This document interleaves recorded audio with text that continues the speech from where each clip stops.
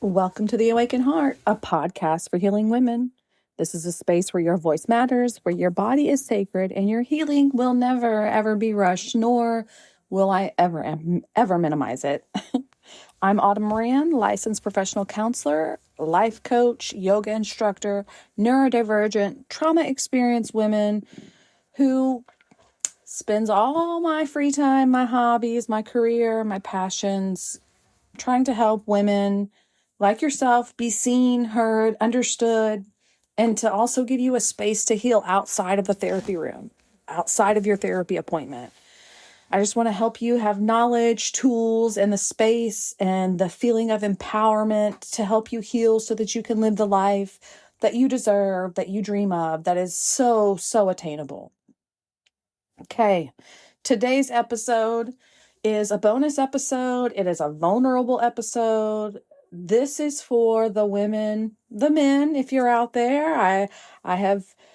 I've noticed that there are some men that gravitate toward my message, but not all, and that's okay. I'm not for everyone, but whomever you are, if you're out there and you have no one to call, no one to lean on, no one to text when something good happens. No one's safe, maybe. Maybe you have plenty of people, but if you text them, hey, I'm doing this, or hey, look at my car, it wouldn't be a nice, welcoming, supportive response. It would come with some sort of consequence or some weirdness. Or when things are falling apart, you have no one to go to that can give you sage advice or compassion or space or understanding. It's just maybe toxic, dysfunctional, or just completely absent and not there, minimizing and validating. Maybe you have family, but they don't feel like family. Maybe they are all alive, but you don't exist in their world. Sometimes we are alone for so long that it doesn't even feel abnormal anymore. But also, that's crazy because it's something to be said about excommunicating yourself from family members or lifelong friends or longtime friends. Yeah, they leave your life, they leave your mind, they leave you, but there's always moments. There can be moments that bring you back and remind you like, wow, they don't fucking care. They don't care about me. That's so fucking heavy, because if they cared, I would have heard from them by now, or they would have visited me by now, or they would have made better efforts to understanding me by now, not disrespecting me so much, or walking all over me, or just invalidating me, yada, yada, yada.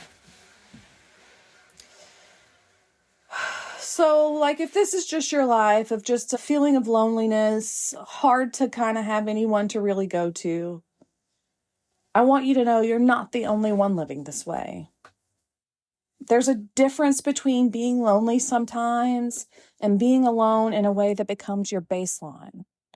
This isn't like me saying, oh, I'm so lonely this weekend on Friday night, I have nothing to do. This is more like I've been doing life alone for so long, I can't remember any other way. Kindness feels suspicious. Overly kind people feel major suspicious. This is the kind of loneliness where you don't have a person. You don't have a safe place to land, but with yourself. You have no one who knows your inner world. Just you, yourself, and you. Over time, we adapt. We learn to entertain ourselves. Hopefully at this point, you've learned to self-soothe. If not, let me know. I will do an episode on self-soothing. If you need that, if you say, what the fuck is self-soothing? Bitch, get out of here. I'll just do what the fuck I'm going to do. Please message me. Send me what's a good emoji? A fire emoji. There's fire. I need to put this fire out. Help me put this fire out. I will do something on self-soothing. Maybe you've learned to stop expecting people to show up. Like you're just self-contained. Like you look strong from the outside, but on the inside, there's like this ache that says, I wasn't meant to do life like this. This sucks. I mean, it's a very specific kind of pain, especially when it comes from having family who don't act like family.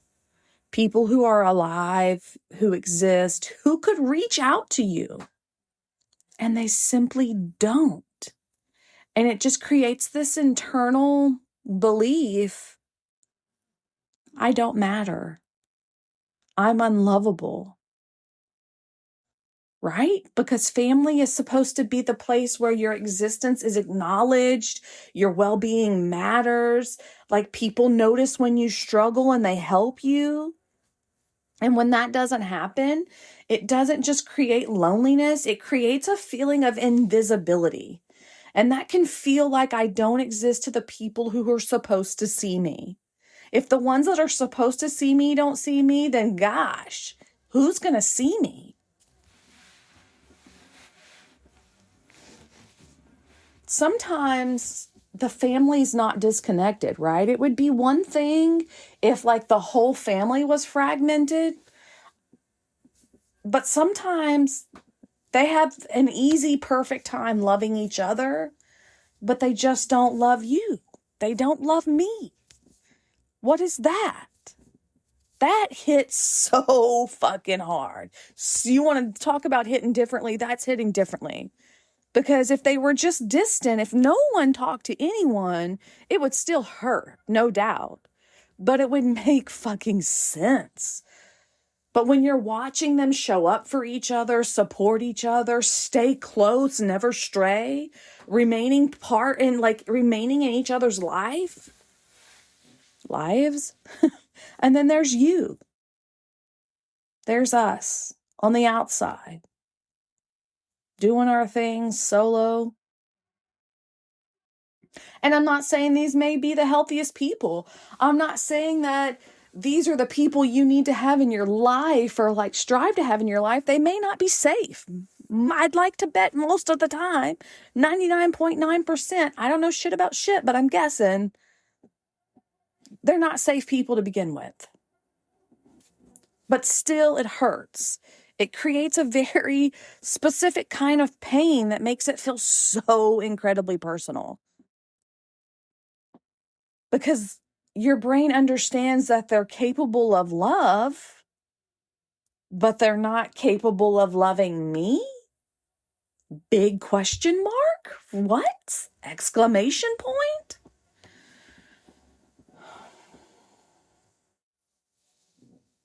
And that question, why not me?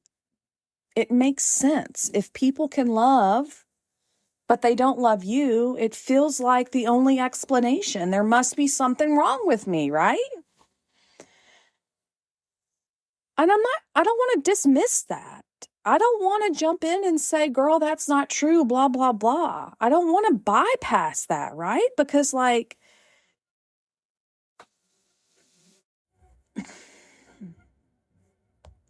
because it's not just about love, it's about systems. Families are systems, and systems operate on unspoken rules. So, like, if you think about your origin or your group of friends you had to leave or whoever you had to disconnect yourself from, how were emotions handled? Was it out in the open? Was everyone allowed to have an emotion without it being minimized, ridiculed, punished, dismissed, ignored, made fun of? What gets talked about and what doesn't? Are things that are important, that are systemically important, swept under the rug? Were you the one that refused to sweep shit under the rug?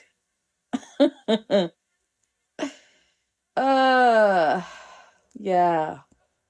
What feels comfortable versus what gets avoided, right? What do they avoid? Probably serious stuff, probably real emotions, probably human connection.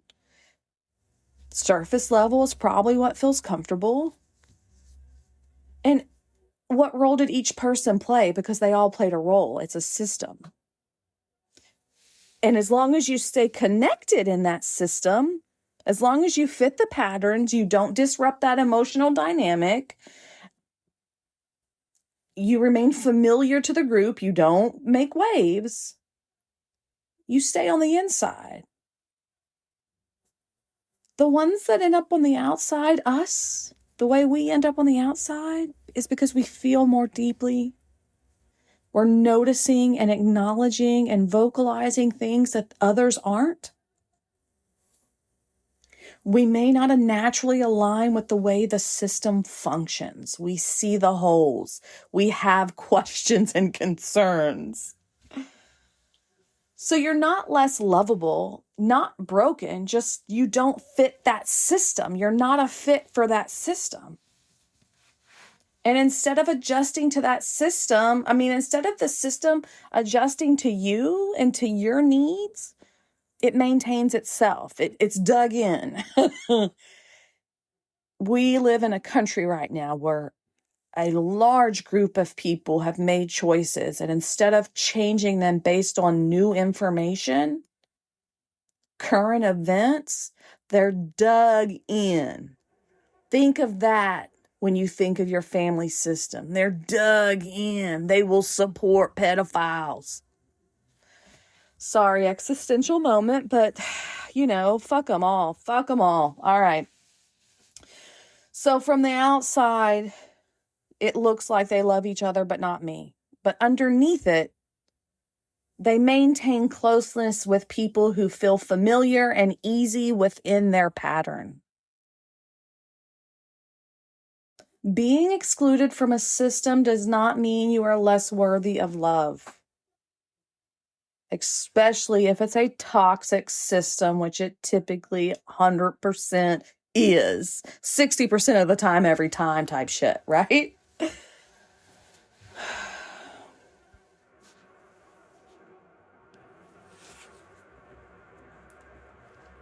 Emotionally, this can feel like rejection, not being chosen, not being valued, not being loved. And that is fucking real pain. So instead of me being like, just understand they're incapable of loving you, which doesn't match your experience because you see them capable of love. So let's switch it around a little bit. They are capable of love, but not capable of loving me in the way I need and deserve. I'm going to say this again because if you want to take notes, if you're taking notes, I'm on my podium, banging my hands, stomping my feet. If you don't take anything else away from this episode, take this statement to be your mantra when the loneliness sets in. I'm not about fake it till you make it, but fake this till you make it. It might help you feel a teensy bit less lonely. They are capable of love, but not capable of loving me in the way I need and deserve. It shifts from something is wrong with me to saying there is a mismatch between who I am and what they are able or willing to offer. And that mismatch can exist even in families that appear close. You're not unlovable. You just weren't met.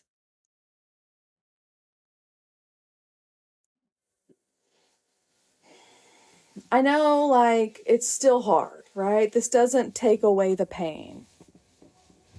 Because you're still left with, I don't have them. I don't have anyone. The fact that you feel this so deeply, you're not asking for surface level connection. You're asking for depth. You're asking for presence, care, consistency, safety, emotional safety.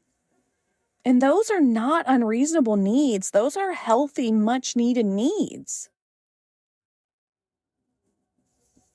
And sometimes the people who can only function inside familiar, limited patterns, systems, cannot meet someone like you who needs something deeper. That doesn't make you too much. It means you're just simply wired for a different kind of connection. This experience has names, right? Family estrangement, relational trauma, emotional neglect. I mean, there are so many women walking around, living full lives on the outside, working, showing up, functioning. But underneath it, we don't have a single safe person. So if this is you, I want to say this clearly. This is not rare. It's just rarely talked about because we can't be vulnerable like this. Then what does that mean about us? We're unlovable. Oh no, she has no friends, or her family left her. Was she good for a partner? Blah, blah, blah. All that social construct shit, that brainwash shit, brain rot shit that we follow and give a damn about.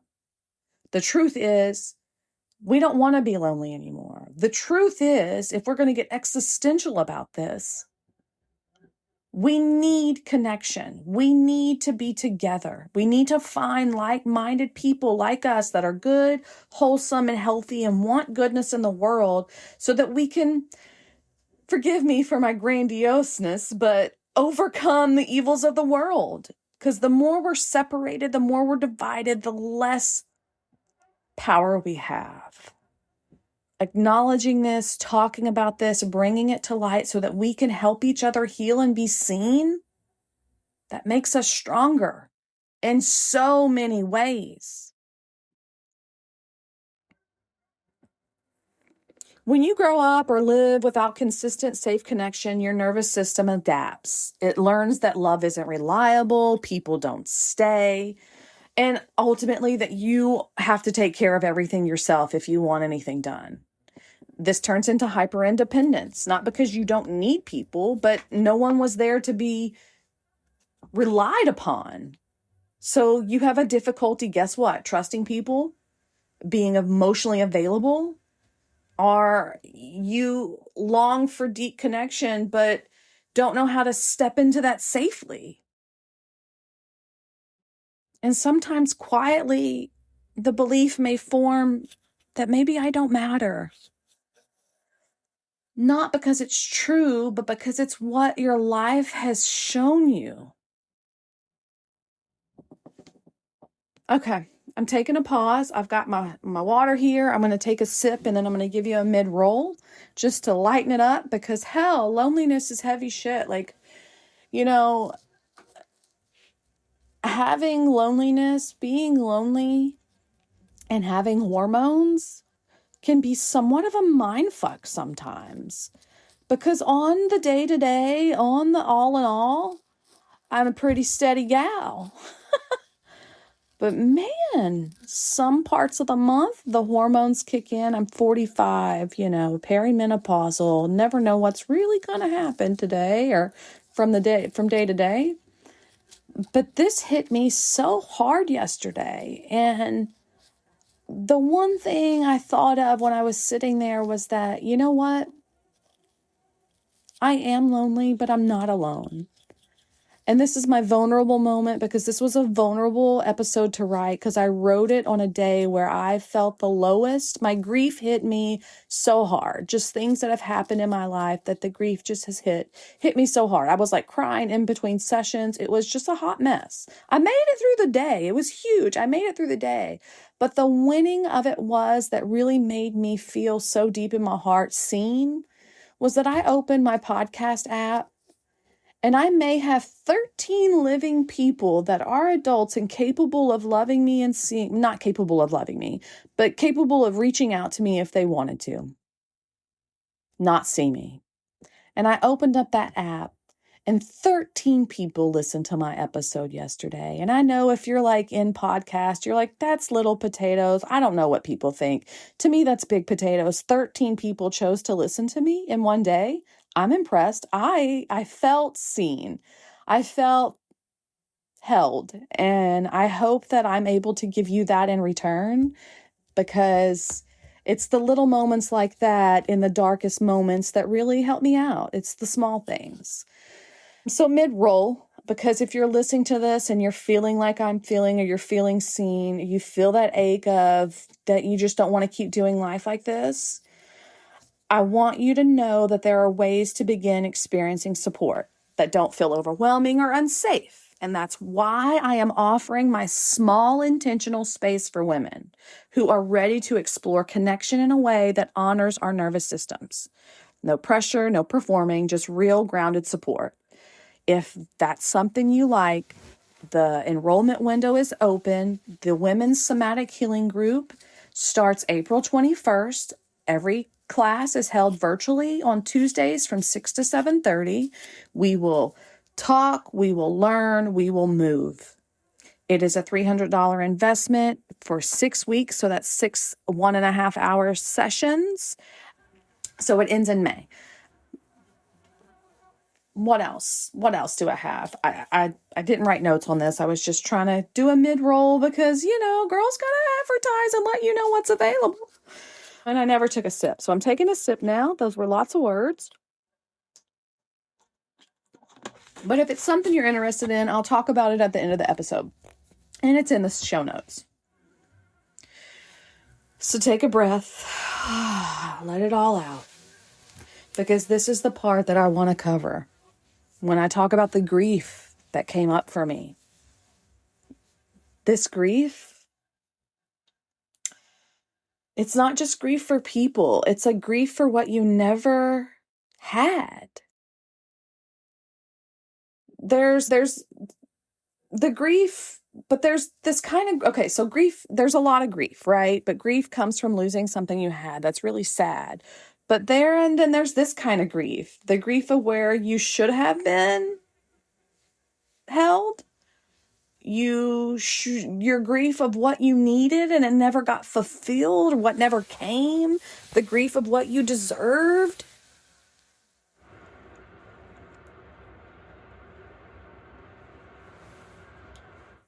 So for me, I've lost family.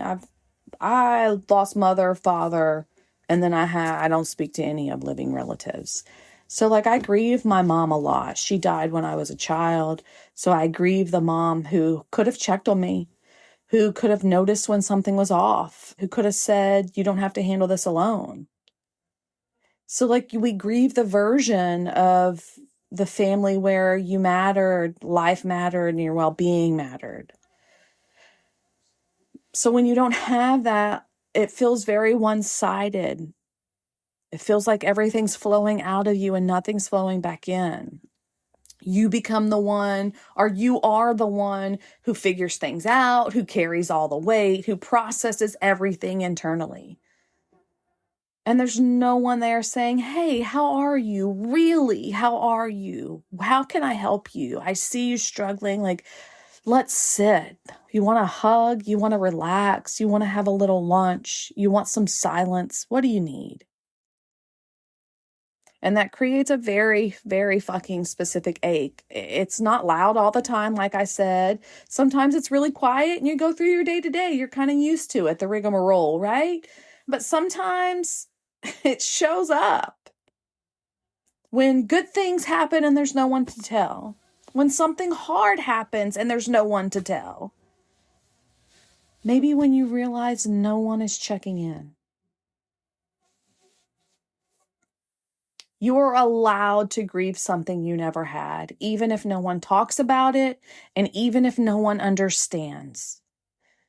Because this kind of grief can be really confusing. There's really no clear event, no funeral, no defined loss, just this ongoing awareness of something is missing and it has always been missing. And maybe you tell yourself, I'm used to it, I'm fine, this is just how it's going to be. I've resigned to being the old cat lady or whatever. It doesn't matter anymore. I can handle this. I've got this. And the grief, I just want you to know, the grief doesn't disappear just because you've learned how to function around it. Sometimes it shows up very suddenly in waves of sadness that don't make sense. Hello for me yesterday. Maybe it shows up when something happens and you wish you had someone. And if you've been doing this a long time, if this is a lifelong thing, if you've just kind of felt alone since you were a child just because of your childhood experiences or your family systems, right? The younger you didn't have someone to go to. You had to figure it all out early.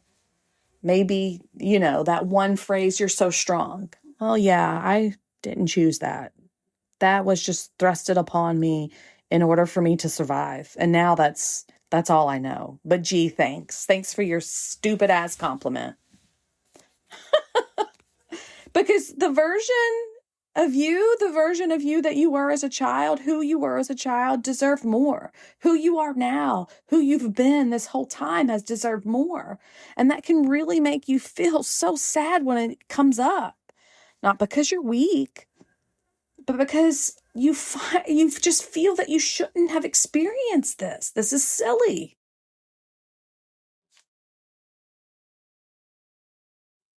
This is not being dramatic. You're not ungrateful. You're not dwelling. You're feeling something very raw and real. Just take a second. Notice your body. Where are you feeling this stuff? When I'm talking about this, when loneliness comes up, where are you feeling it in your body? Throat, chest, face, stomach, hands? Are your hands clenched? Shoulders, neck? What about your pelvic floor? Why can't I think of my body parts? Your Kegel muscles, are they clenched or are you relaxed? Clenched or relaxed? If they're clenched, there you go. You're holding some shit. Take a moment just to acknowledge it. Close your eyes if you can. Place your hand on your body anywhere just to make some contact. And say, "This hurts." Not because we're about to fix it, not because we're about to change it, just to witness it. "Yes, girl, this hurts, and it really sucks. And I love you, and I'm sorry, and fuck it all sometimes, but this sucks." Because a lot of this is grief that has never been witnessed. And that's what makes the grief so heavy, because you've been carrying it alone. When you don't have people to share your life with, you don't just miss connection, you miss being seen. When you're struggling, when you're growing, when you're changing, when something hard happens, when something good happens, when nothing's happening, you miss someone saying, "I see what you're carrying." Just because you stopped expecting it at certain points doesn't mean that you don't need it.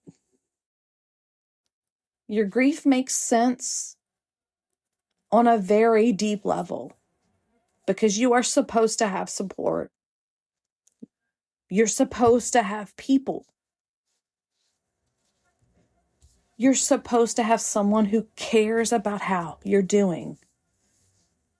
And maybe you didn't. Maybe you haven't. And that's worth grieving. And I don't want you to rush it. I just want you to hold space for it. Get a grief journal. Spend some time each day or once a week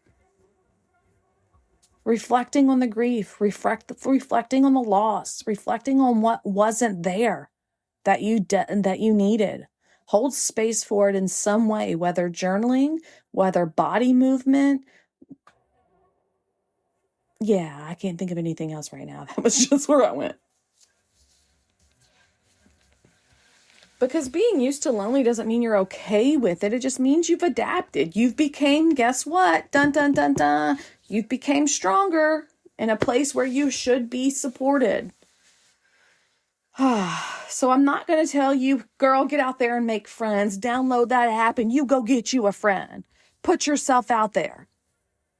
Because when you've lived with loneliness for a long time, that kind of advice doesn't land. The shift must be smaller and much slower. It's not going from no one to a deep support system. It's more like going from no one to not completely alone. Maybe one safe connection, one moment of being seen, one person who responds with kindness. And they might feel small, but that's exactly what your nervous system needs to feel safe for goodness to happen.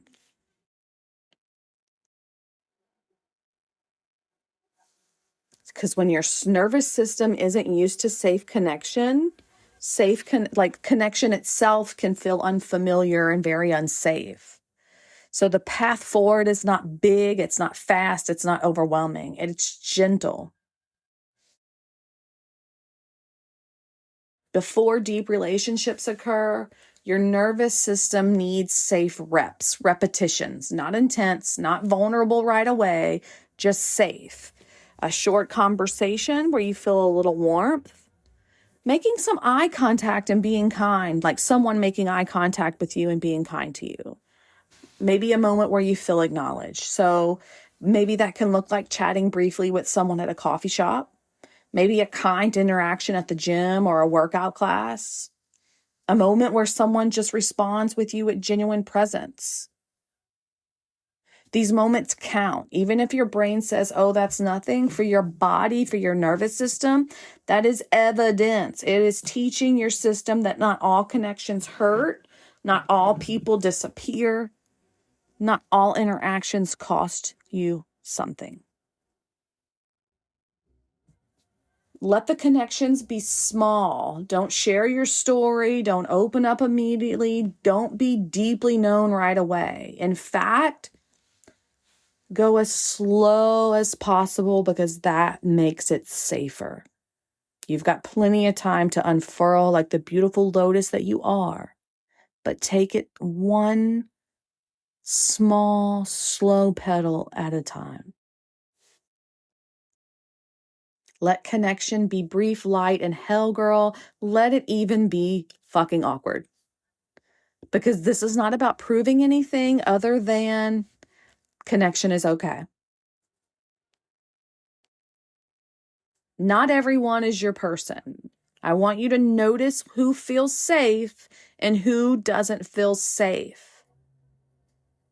When you've been lonely for a long time, it is very tempting to attach to any connection. But what you're looking for is not intensity, excitement, or extreme chemistry. You're looking for calm, consistent kindness and emotional safety. I want you to ask yourself, how does my body feel around this person? I don't want you to ask, do they like me? More questions you need to ask yourself instead of do they like me is, do I feel a little more at ease or more on edge?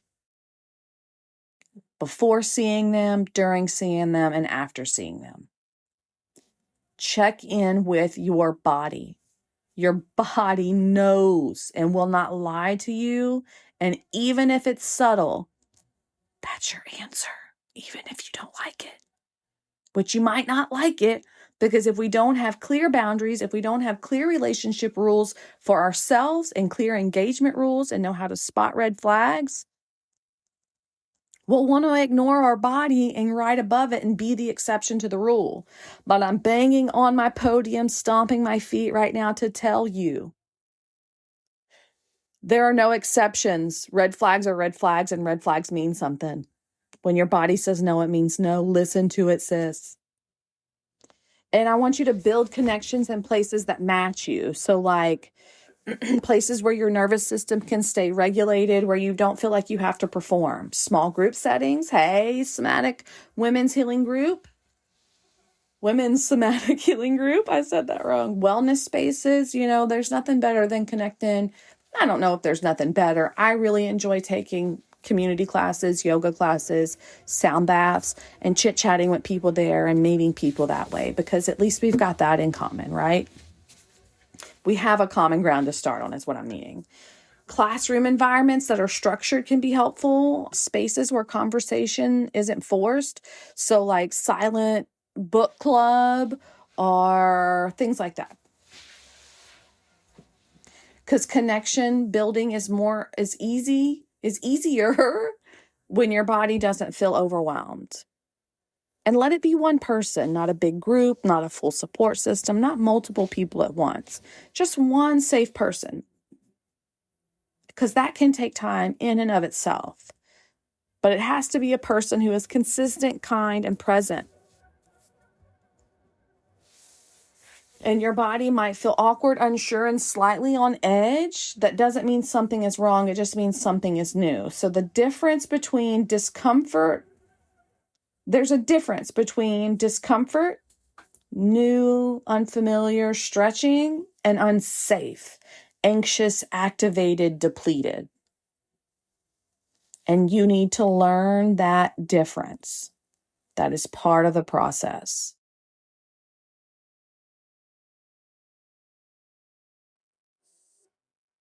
If this feels hard,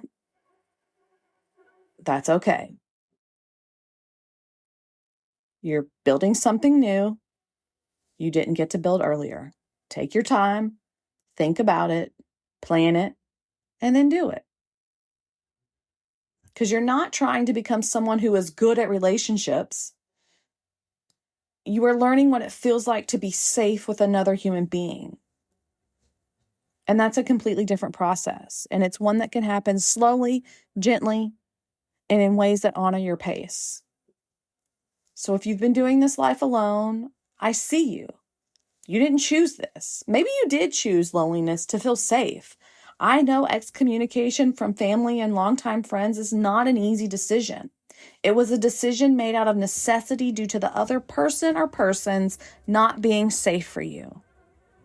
And even if it's been this way for a long time, it doesn't mean that it has to stay this way forever. You are not alone in this experience, even if it feels like you are.